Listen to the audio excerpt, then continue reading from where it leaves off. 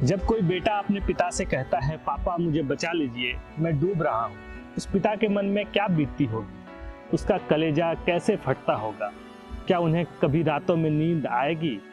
तो मेरा बेटा तो बचाव के लिए संघर्ष कर रहा था और हमको बोल रहा था, रिपीटेडली बोल रहा था फोन पर जब भी बात कर रही थी कि पापा बचाओ, पापा बचाओ।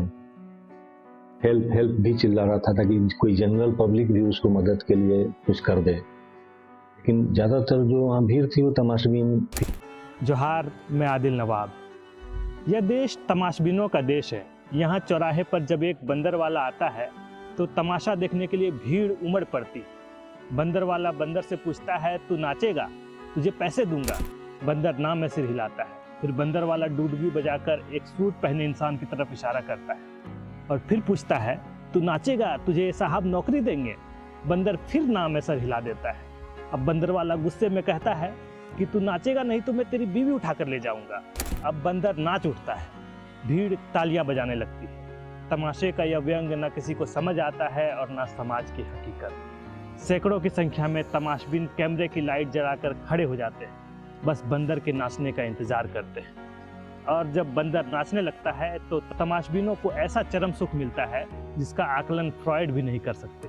कुछ ऐसा ही हुआ शुक्रवार को। एक डिलीवरी बॉय जिसके वर्किंग आवर्स पर कोई बात नहीं करता, क्योंकि बात हुई तो कॉर्पोरेट की स्याह परतें उघड़ जाएंगी, वो वहां से गुजर रहा होता है।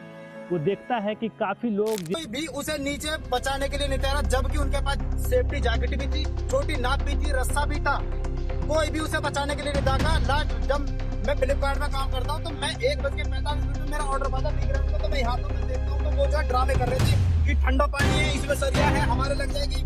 मैंने वो 2 मिनट देखे, मैं कहीं ड्रामा क्या कर रहे हैं। मैंने बोला बाहर आऊँ, मैं जाता हूँ। मैंने अपने सारे कपड़े उतारे। कपड़े उतारने के बाद मैं अंदर जाके देखता हूँ, मैंने अपना रस्सा बांधा कमर में, जिनमें एनडीआरएफ की टीम भी शामिल है। भीड़ लगाकर तमाशा देख रहे हैं। ज्यादातर लोग वीडियो बना रहे होते हैं। इसे कोई बचा नहीं रहा होता।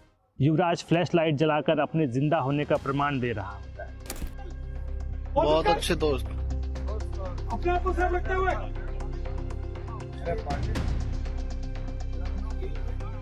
क्या कोशिश तो कर।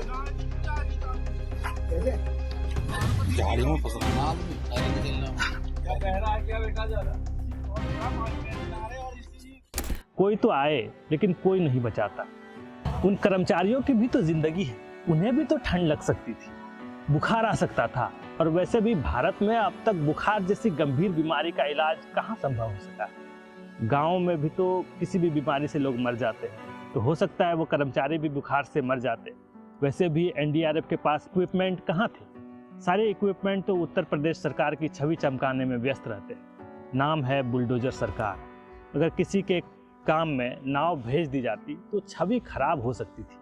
छवि निर्माण में वैसे भी अरबों रुपए खर्च होते हैं। बुलडोजर एक्शन, बुलडोजर कानून, बुलडोजर सरकार, हर चीज में बुलडोजर बुलडोजर। तो नाव क्यों भेजी जाती?